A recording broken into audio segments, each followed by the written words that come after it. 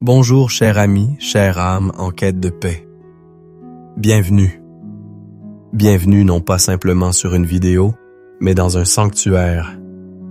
Bienvenue dans un espace sacré, un moment mis à part, juste pour vous et pour le roi des rois. Je vous invite à prendre une profonde inspiration, à laisser les bruits du monde s'estomper, car ce qui va se passer ici, dans les prochains instants, n'est pas un simple visionnage. C'est un rendez-vous divin. Une audience personnelle avec le Créateur de l'univers qui, en ce moment précis, incline son oreille vers vous. Nous allons nous immerger ensemble dans l'un des chapitres les plus puissants et les plus réconfortants de toute la Bible, le psaume 27. Ce n'est pas une poésie ancienne et poussiéreuse, c'est une forteresse spirituelle, une déclaration de guerre contre la peur et la clé d'un lieu secret que Dieu a préparé pour vous. Le thème central, la promesse que nous allons réclamer aujourd'hui, est celle du refuge divin. Nous allons apprendre, non seulement en théorie, mais de manière expérientielle, comment nous cacher en Dieu au jour du malheur. Je veux vous faire une promesse. Si vous me donnez votre attention, si vous ouvrez votre cœur, et si vous restez avec moi jusqu'à la fin de cette session, ce ne sera pas seulement une prière. Ce sera une transfusion d'espérance. Ce sera un réalignement de votre âme. La peur qui vous a peut-être réveillé ce matin, l'anxiété qui pèse sur vos épaules comme une chape de plomb, la confusion qui obscurcit votre chemin. Tout cela sera confronté à la lumière incandescente de la présence de Dieu. Vous ne repartirez pas comme vous êtes venu ce soir. Vous repartirez fortifié, recentré et enveloppé d'une paix qui défie les circonstances. Alors, je vous en prie, préparez-vous. Trouvez un lieu où vous ne serez pas dérangé, ne serait-ce que pour cette parenthèse sacrée. Mettez vos écouteurs pour vous isoler du tumulte. Si vous avez un carnet, prenez-le. Mais plus important encore, préparez le sanctuaire de votre cœur. Pour marquer votre engagement dans ce moment, pour signaler à votre propre âme que vous êtes sérieux, j'aimerais que vous écriviez dans les commentaires ci-dessous « Amen, je suis prêt » ou « Amen, je suis prête ». C'est un acte prophétique. Vous déclarez que vous vous attendez à recevoir de Dieu. Et il ne déçoit jamais ceux qui le cherchent de tout leur cœur. Entrons maintenant, ensemble, dans sa présence. Je sais pourquoi vous êtes ici. Je le sais parce que je suis humain comme vous. Je connais le poids de l'âme lorsqu'elle est abattue. Je connais ce sentiment au creux de l'estomac, ce nœud d'angoisse qui vous saisit dès le réveil, avant même que votre conscience ne soit pleinement alerte. C'est la peur de la journée qui commence. La peur des mauvaises nouvelles, des emails stressants, des confrontations difficiles, des factures qui s'accumulent. C'est le sentiment d'être exposé, vulnérable, comme une cible à découvert sur un champ de bataille. Le psaume 42 le décrit si bien. « Pourquoi t'as battu mon âme, et gémis-tu au-dedans de moi? » C'est cette conversation interne, ce gémissement silencieux que personne d'autre n'entend, mais qui est assourdissant dans votre esprit. Vous vous demandez peut-être, « Seigneur, où es-tu dans tout cela? Vois-tu ma détresse? » Laissez-moi vous dire avec une certitude absolue, il voit, il sait. Et il vous a attiré ici aujourd'hui pour vous répondre. Cette douleur que vous ressentez, ce jour du malheur, n'est pas toujours un événement cataclysmique unique. Très souvent, c'est une accumulation. C'est le lent poison du découragement qui s'infiltre jour après jour. C'est le fardeau de la comparaison, alimenté par les vies parfaitement mises en scène sur les réseaux sociaux, qui vous laisse un sentiment d'inadéquation, de retard, d'échec. Chaque publication devient un miroir déformant qui vous crie que vous n'êtes pas assez bien, pas assez accompli, Pas assez heureux? C'est le poids des paroles passées, ces scripts familiaux, négatifs qui tournent en boucle dans votre subconscient.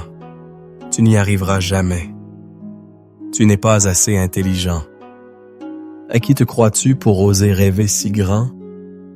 Ces paroles, prononcées il y a des années, sont devenues des forteresses dans votre pensée, des prisons invisibles qui dictent vos limites et sabotent vos percées. Vous luttez contre des fantômes, des échos du passé qui ont plus de pouvoir sur votre présent que la vérité de la parole de Dieu. Peut-être que votre jour du malheur est plus concret.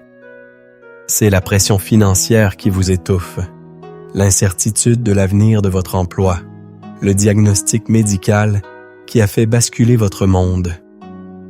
C'est un conflit relationnel qui vous draine de toute votre énergie, une trahison qui a brisé votre confiance, la solitude d'un deuil qui semble ne jamais vouloir s'apaiser. Vous vous sentez comme un bateau pris dans une tempête incessante, ballotté par des vagues de circonstances que vous ne contrôlez pas. Vous avez essayé d'être fort. Oh, comme vous avez dit.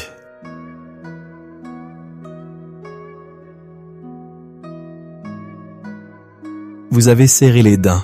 Vous avez mis un sourire sur votre visage. Vous avez dit à tout le monde que ça va. Mais à l'intérieur, vous êtes à bout. Vous êtes épuisé de combattre. Vous êtes fatigué de devoir toujours être le pilier, celui qui tient bon alors que tout s'effondre. Vous aspirez à un refuge, un endroit où vous pouvez enfin déposer les armes, baisser la garde et simplement être. Être tenu, être protégé, être restauré. C'est le cri de votre âme que Jésus a entendu lorsqu'il a dit « Venez à moi, vous tous qui êtes fatigués et chargés, et je vous donnerai du repos. » Matthieu 11:28. Ce repos n'est pas une simple sieste. C'est une restauration profonde de l'âme, un apaisement divin que le monde ne peut ni donner ni reprendre. Je pense à une femme, appelons-la Léa. Chaque matin, elle se réveillait avec une boule au ventre. Son fils adolescent traversait une période de rébellion et chaque jour apportait son lot d'inquiétudes, ses fréquentations, ses notes, son avenir. Elle priait, mais ses prières semblaient se heurter à un plafond de cuivre. La peur pour son fils était devenue le filtre à travers lequel elle voyait toute sa vie. Elle était constamment sur le qui-vive, anticipant le prochain appel de l'école, la prochaine dispute. Son foyer, qui aurait dû être un havre de paix, était devenu un champ de tension. Elle se sentait impuissante, une mère en échec. C'est cela, le jour du malheur. Ce n'est pas un orage passager, c'est un climat oppressant qui s'installe. Je pense aussi à Marc, un entrepreneur qui avait mis toutes ses économies et des années de sa vie dans son entreprise. À cause de la crise économique, il était au bord de la faillite. La honte le rongeait. Il évitait ses amis. Il ne répondait plus au téléphone. La pression de devoir subvenir aux besoins de sa famille et de ses employés était un poids physique qui courbait ses épaules et volait son sommeil. Son identité était tellement liée à sa réussite professionnelle que l'échec de son entreprise ressemblait à sa propre mort. Ses histoires, ses sentiments ne sont pas étrangers à Dieu. Il n'est pas un Dieu distant et insensible, trônant loin de nos souffrances. Il est l'Emmanuel, Dieu avec nous. Il est celui qui a pleuré devant le tombeau de son ami Lazare. Il est celui qui a connu l'angoisse à Gethsémane. Il comprend. Chaque larme que vous avez versée, il l'a recueillie. Chaque prière murmurée dans le secret de votre chambre, il l'a entendue. Et la solution qu'il vous propose aujourd'hui n'est pas une formule magique, ni une évasion de la réalité. C'est une invitation à changer de position, une invitation à quitter le champ de bataille à découvert pour entrer dans la chambre forte de sa présence.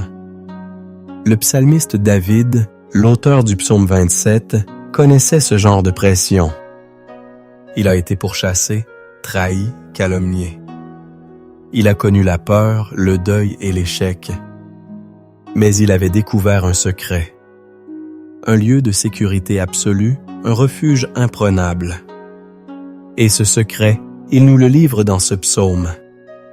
C'est la promesse que, même au milieu du chaos, il existe un endroit où votre âme peut être calme et tranquille, comme un enfant sevré qui est auprès de sa mère. Psaume 132. C'est ce lieu que nous allons découvrir et dans lequel nous allons entrer maintenant par la foi. Votre douleur a été entendue. Votre lutte a été vue. Maintenant, il est temps de recevoir la stratégie divine pour la victoire et le repos. Pour comprendre la puissance de ce refuge, nous devons déconstruire la fondation sur laquelle il est bâti. Le psaume 27 n'est pas un simple poème, c'est une déclaration théologique, une architecture de la foi. David commence par une proclamation qui est le fondement de tout le reste. Verset 1. « L'Éternel est ma lumière et mon salut, de qui aurais-je crainte? L'Éternel est le soutien de ma vie, de qui aurais-je peur? » Arrêtons-nous ici. David ne dit pas que Dieu donne la lumière. Il dit que Dieu a été la lumière. En hébreu, le mot est « or ». Ce n'est pas seulement la lumière d'une lampe qui éclaire une pièce sombre. C'est la lumière primordiale de la création, la lumière qui est la source de toute vie, de toute vérité, de toute clarté. Lorsque Dieu est votre lumière, les ténèbres de la confusion, du mensonge et de l'ignorance doivent fuir. La peur prospère dans l'obscurité, lorsque vous ne voyez pas le chemin, lorsque l'avenir est incertain. Mais lorsque l'Éternel est votre or, il illumine votre compréhension, il révèle les pièges de l'ennemi, il vous montre le pas suivant à faire. La peur ne peut survivre dans une telle clarté. Ensuite, David proclame « L'Éternel, c'est mon salut ». Le mot hébreu est Yeshua. Ce mot est magnifique, bien plus riche que notre simple mot « salut ». Yeshua signifie délivrance, libération, victoire, mais aussi santé, prospérité, plénitude. C'est la racine même du nom de Jésus, Yeshua. Quand David dit « L'Éternel est mon Yeshua », il ne dit pas seulement « Dieu me sauvera un jour », il dit « Dieu est ma victoire incarnée en ce moment même ». Il est ma guérison en personne. Il est ma prospérité présente. C'est une possession actuelle, pas une promesse lointaine. C'est pourquoi il peut demander « De qui aurais-je crainte ?» Si la lumière elle-même vous guide et si la victoire elle-même vous accompagne, quelle force, quelle circonstance, quelle personne pourrait se dresser contre vous? Il ajoute « L'Éternel est le soutien de ma vie ». Le mot hébreu « I-A ». Bo-astesmaoz. Ce mot signifie forteresse, bastion, refuge, un lieu fortifié et imprenable. Imaginez une forteresse médiévale, perchée sur un rocher, avec des murs épais, des tours de guet et une seule entrée bien gardée. C'est l'image de Maoz. Dieu n'est pas seulement un abri précaire comme une tente dans le désert. Il est une citadelle. Quand vous êtes en lui, vous n'êtes pas seulement caché, vous êtes protégé par une puissance inébranlable. C'est une position de force, pas de faiblesse. Se cacher en Dieu n'est pas un acte de lâcheté, c'est le plus grand acte de sagesse stratégique. C'est se placer dans le seul endroit de l'univers que l'ennemi ne peut absolument pas pénétrer. Lumière, salut, forteresse. Or Yeshua Maoz. c'est le triptyque divin contre la peur. C'est sur cette triple fondation que repose toute votre sécurité. Fort de cette révélation, David continue au versets 2 et 3.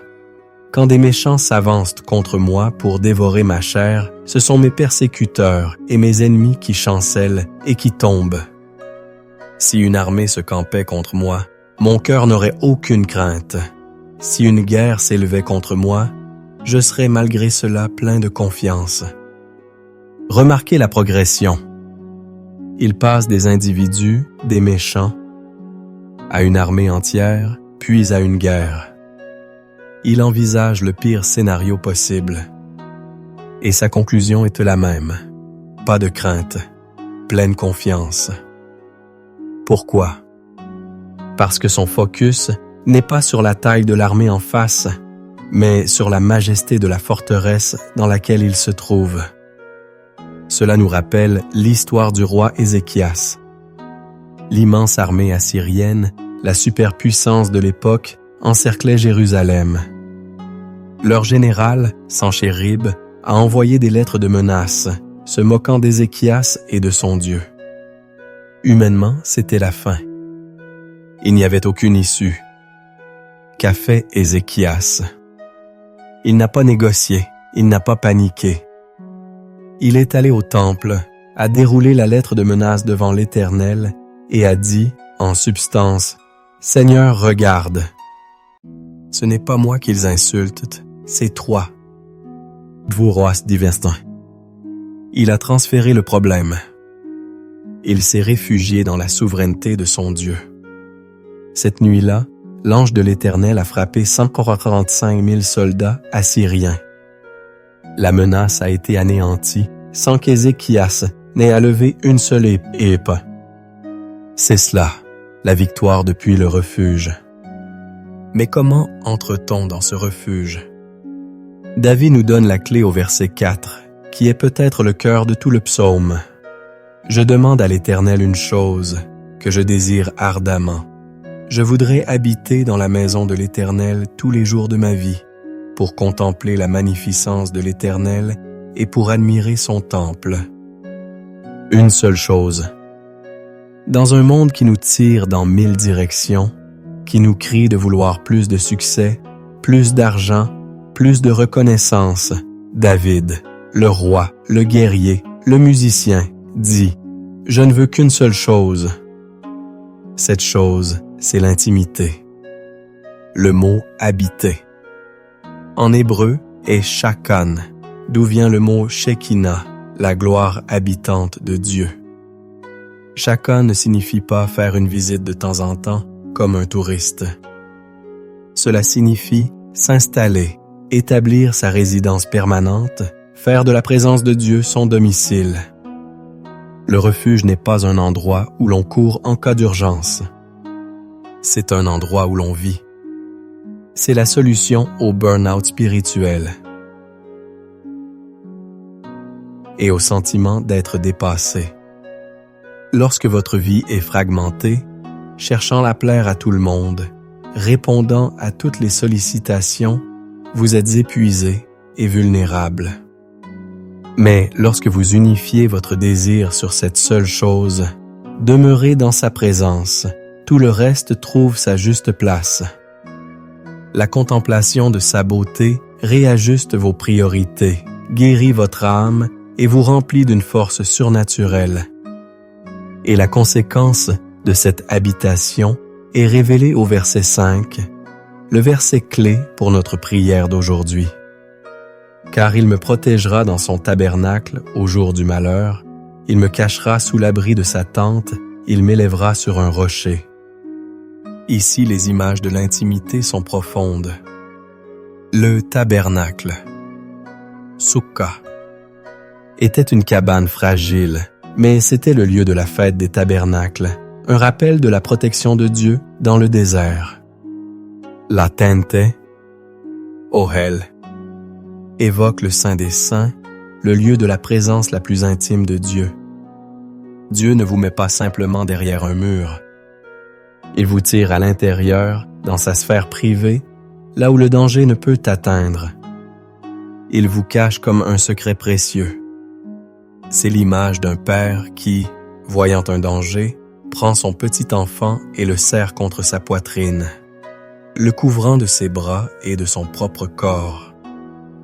L'enfant ne voit plus le danger, il ne sent que la chaleur, la sécurité et le battement du cœur de son père.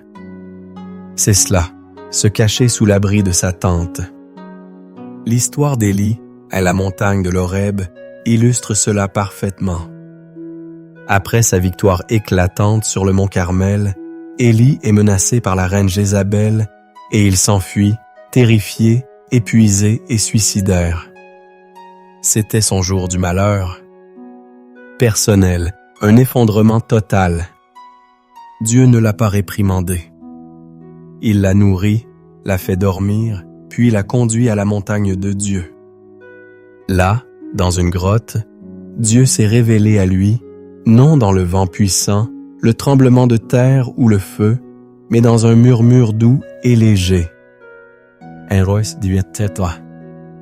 Dieu a caché Élie du tumulte extérieur et intérieur, et dans le silence de ce refuge, il a restauré son âme et lui a redonné sa mission. Parfois, le refuge de Dieu n'est pas un champ de bataille où il détruit nos ennemis, mais une chambre silencieuse où il guérit nos blessures. La dernière partie du psaume, versets 7-14, est un dialogue d'une honnêteté poignante. David crie, « Éternel, écoute ma voix, je t'invoque. Ne m'abandonne pas. » Puis il se rappelle la nature de Dieu. « Tu es mon secours. » Il demande à être instruit. C'est la prière de la dépendance totale. Il conclut par deux des versets les plus puissants de la Bible. Verset 13. Oh! Si je n'étais pas sûr de voir la bonté de l'Éternel sur la terre des vivants. C'est un acte de foi défiant. Malgré tout ce qu'il voit, il choisit de croire en ce qu'il ne voit pas encore. Le mot bonté. Ici est le mot hébreu chesed. Chesed, c'est l'amour loyal, la grâce inébranlable, la miséricorde du pacte de Dieu. David dit, « Je suis absolument certain que je vais expérimenter l'amour fidèle de Dieu, pas seulement au ciel, mais ici et maintenant, dans ma vie de tous les jours. » Cette certitude est l'ancre de son âme au milieu de la tempête. Et enfin, le verset 14, un commandement pour nous aujourd'hui. Espère en l'Éternel. Fortifie-toi et que ton cœur s'affermisse. Espère en l'Éternel. Attendre. L'attente n'est pas une inaction passive, c'est une attente active, pleine d'espérance, comme un soldat en sentinelle qui attend l'aube. C'est pendant l'attente que Dieu fortifie notre cœur, qu'il construit en nous l'endurance et la maturité. Joseph a attendu 13 ans dans la fosse et la prison avant de voir l'accomplissement de la promesse de Dieu. Son attente n'était pas un temps perdu, c'était sa formation pour le trône. Votre jour du malheur n'est peut-être pas terminé. Mais dans l'attente, Dieu vous cache, il vous fortifie et il prépare votre haie d'élévation. Maintenant que nous avons posé ces fondations théologiques, il est temps de passer de l'écoute à la prière. Nous allons prendre ces vérités et les transformer en un dialogue vivant avec notre Père. Mais avant de parler, nous devons préparer le terrain de notre cœur. Je vous invite à prendre une posture de réceptivité. Si vous le pouvez, fermez les yeux. Relâchez la tension dans vos épaules, dans votre mâchoire. Prenez une profonde inspiration et en expirant, imaginez que vous libérez le stress, les soucis, les distractions de cette journée. Nous devons venir devant le Dieu 3 fois saint avec un cœur pur. La Bible nous dit dans 1 Jean 1,9 « Si nous confessons nos péchés, il est fidèle et juste pour nous les pardonner et pour nous purifier de toute iniquité. » Prenez un instant pour demander au Saint-Esprit de sonder votre cœur. Y a-t-il une amertume, un ressentiment, un péché non confessé qui fait obstacle entre vous et Dieu? Présentez-le lui maintenant, humblement, et recevez son pardon total et immédiat. Ensuite, nous devons nous occuper des relations avec les autres.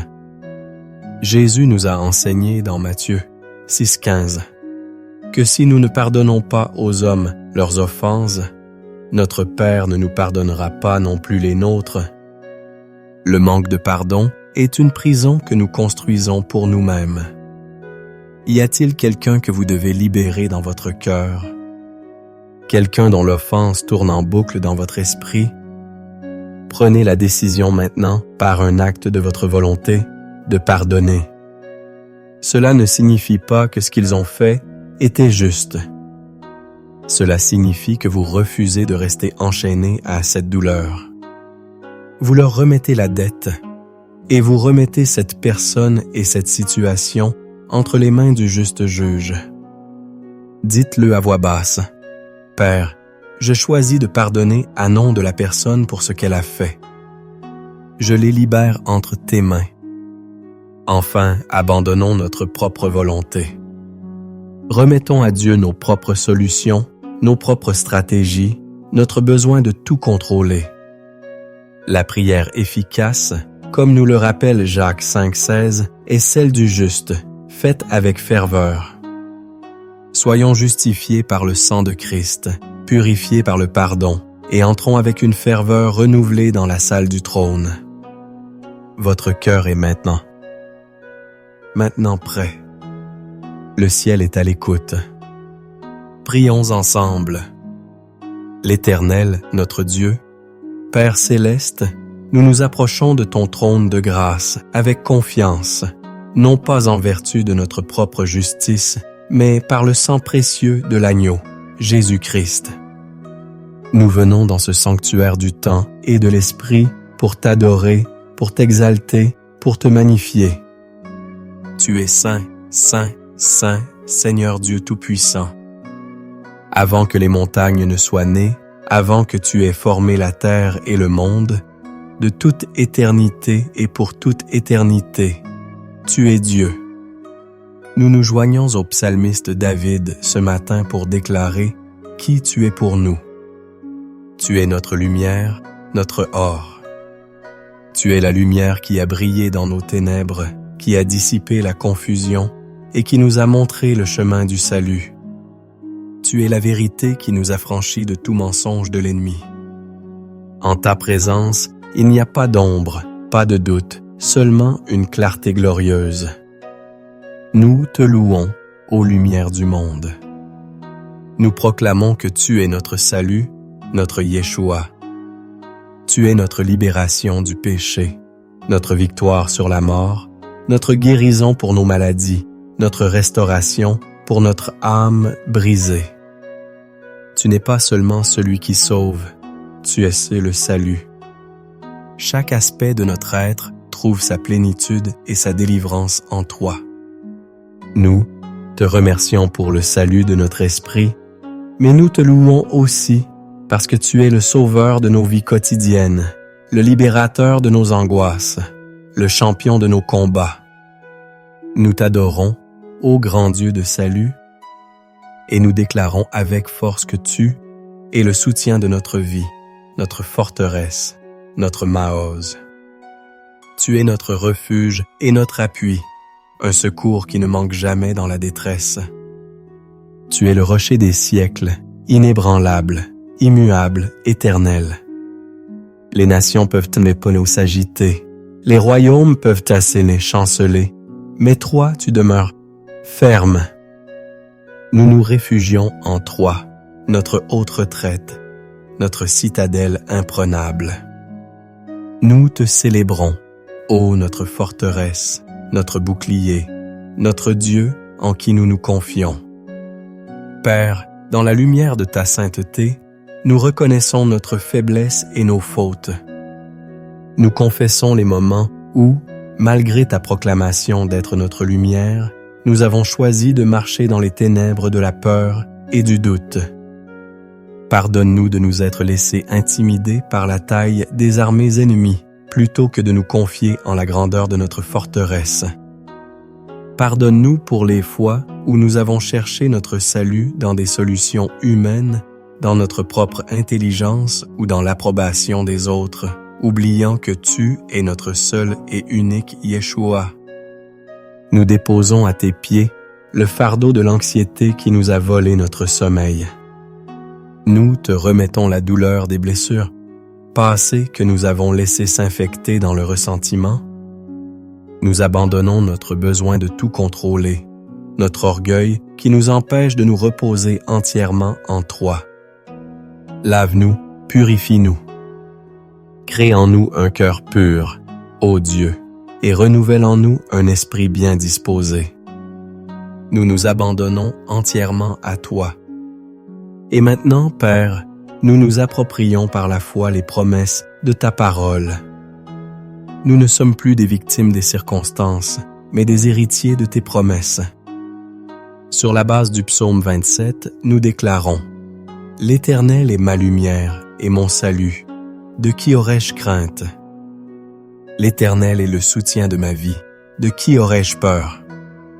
Je déclare que même si des méchants, des persécuteurs et des ennemis s'avancent contre moi, ce sont eux qui chancellent et qui tombent. Au nom de Jésus, je déclare que même si une armée se campait contre moi, mon cœur n'aurait aucune crainte. Même si une guerre s'élevait contre moi, je serais malgré cela plein de confiance en toi, mon Dieu. Je déclare que la seule chose que je désire ardemment, c'est d'habiter dans ta maison tous les jours de ma vie pour contempler ta magnificence et admirer ta sainteté. Je proclame ta promesse sur ma vie aujourd'hui. Tu me protégeras dans ton tabernacle au jour du malheur. Tu me cacheras sous l'abri de ta tente. Tu m'élèveras sur un rocher hors de portée de mes ennemis. Je déclare que ma tête s'élèvera au-dessus de mes ennemis qui m'entourent. Je crois et je reçois que j'entendrai ta voix, que tu me feras grâce et que tu m'exauceras. Je déclare que tu ne me délestes pas et que tu ne m'abandonnes pas. Je suis sûr de voir ta bonté, ta chesed sur la terre des vivants. J'attends ton secours, ô Éternel. Je me fortifie, mon cœur s'affermit, et j'espère en toi, Éternel. Au nom puissant de Jésus-Christ, nous nous levons maintenant en tant que guerriers de la prière. Nous prenons autorité sur tout esprit de peur, d'angoisse, de tourment, d'oppression et de dépression qui a tenté de s'établir dans nos vies. Nous vous lions et nous vous ordonnons de nous quitter maintenant. Nous nous tenons sur la vérité de 2 Corinthiens 10, 5 et nous démolissons les forteresses de pensées négatives, les raisonnements de doute et les imaginations de défaite. Nous renversons toute hauteur qui s'élève contre la connaissance de Christ et nous amenons toute pensée captive à l'obéissance de Christ.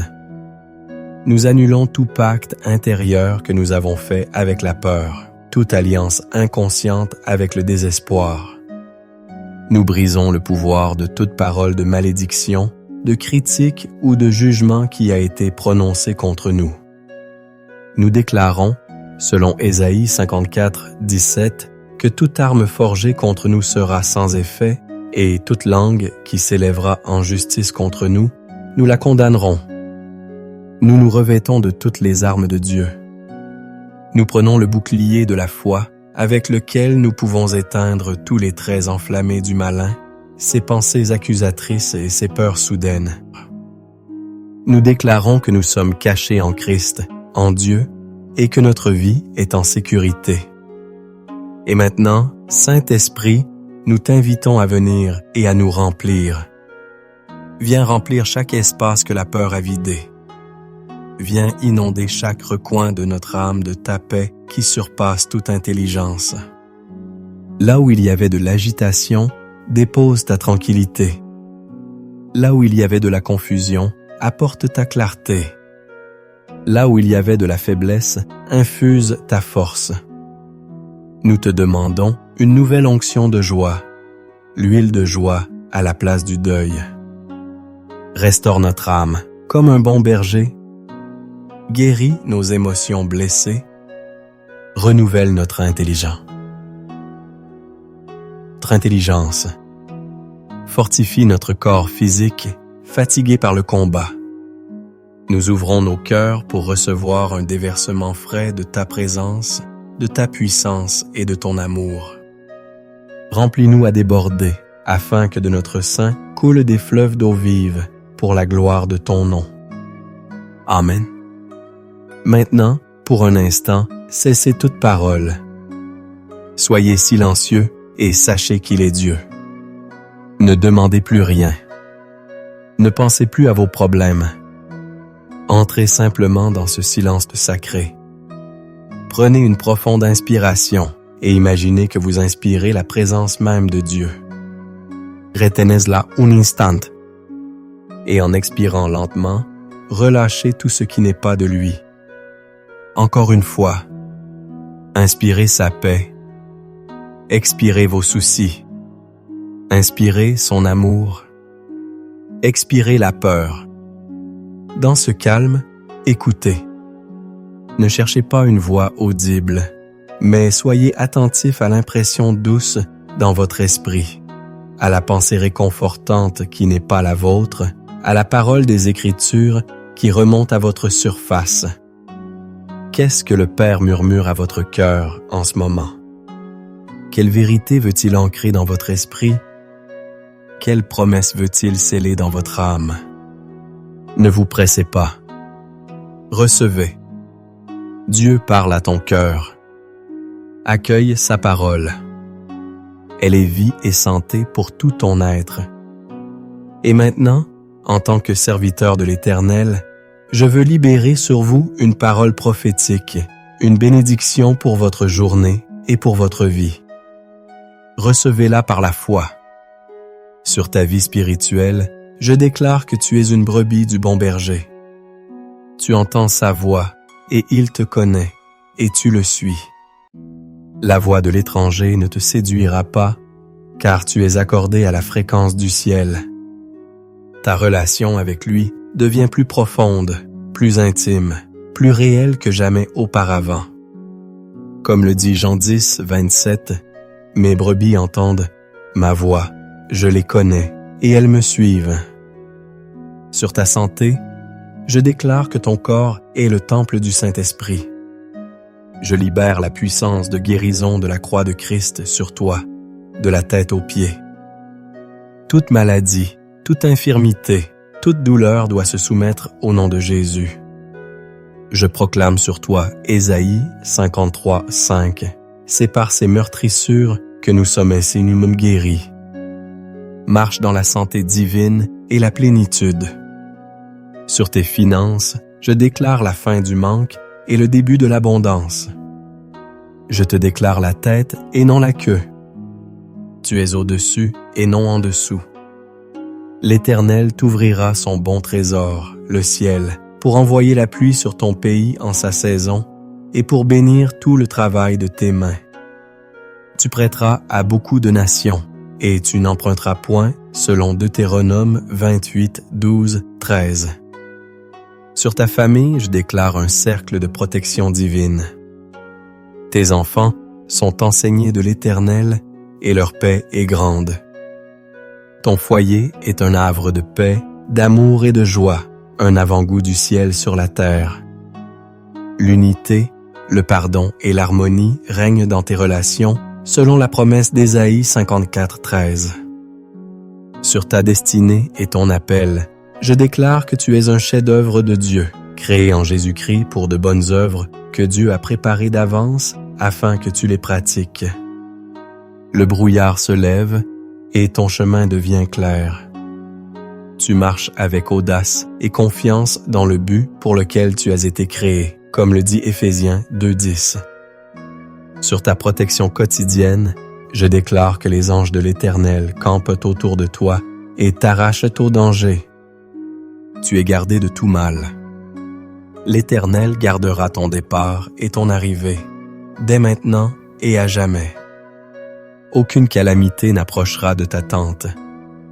Tu es en sécurité sous l'ombre du Tout-Puissant, selon le psaume 121:8. Et sur ton âme, je déclare que le Dieu d'espérance te remplit de toute joie et de toute paix dans la foi, pour que tu abondes en espérance par la puissance du Saint-Esprit, comme le promet Romains 15:13. La dépression doit te quitter.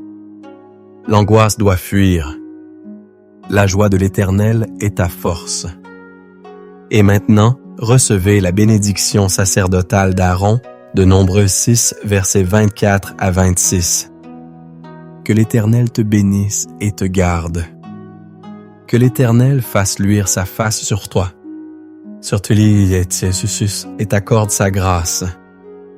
Que l'Éternel tourne sa face vers toi et te donne la paix. Au nom du Père, du Fils et du Saint-Esprit. Amen. Chers amis, nous arrivons à la fin de notre temps ensemble, mais ce n'est que le début de votre journée vécue depuis le refuge divin. Souvenez-vous de la promesse centrale du psaume 27, « Vous avez un lieu secret, une forteresse imprenable en Dieu. » Lorsque les vents de l'adversité souffleront aujourd'hui, ne paniquez pas. Respirez profondément et, par la foi, rentrez dans ce refuge. Rappelez-vous qui il est, votre lumière, votre salut, votre forteresse. Ne laissez pas l'ennemi vous attirer hors de cette protection pour combattre sur son terrain. Restez en lui et laissez-le combattre pour vous. Je veux vous encourager à ne pas laisser cette expérience n'être qu'un événement isolé. Faites de cette prière une pratique. Revenez à cette vidéo chaque matin pendant les 7 prochains jours. Permettez à ces vérités de passer de votre tête à votre cœur, de devenir une seconde nature pour votre esprit. La transformation se produit dans la constance. Enracinez-vous dans cette parole jusqu'à ce que la peur n'ait plus de prise sur vous. Si ce moment a été une bénédiction pour vous, si vous avez senti la présence de Dieu et le poids de l'anxiété se lever, je vous demande de faire 3 choses. Premièrement, écrivez dans les commentaires ci-dessous. Psaume 27 est mon refuge. C'est une déclaration de foi qui ancre ce que vous avez reçu. Deuxièmement, cliquez sur le bouton « J'aime » et partagez cette vidéo avec au moins une personne que vous connaissez qui traverse une période difficile. Vous pourriez être la réponse à sa prière. Troisièmement, si ce n'est pas déjà fait, abonnez-vous à cette chaîne et activez la cloche des notifications. Nous voulons continuer à marcher avec vous, à vous équiper et à vous encourager dans votre foi. Pour continuer votre temps de méditation, je vous recommande de consulter notre playlist de prières pour la victoire spirituelle qui apparaît maintenant à l'écran. N'oubliez jamais, vous n'êtes pas seul. Le Dieu de l'univers vous a caché dans le creux de sa main. Marchez dans cette assurance aujourd'hui. Soyez fortifiés, soyez en paix et que la lumière du Seigneur illumine chacun de vos pas. Allez et vivez la victoire.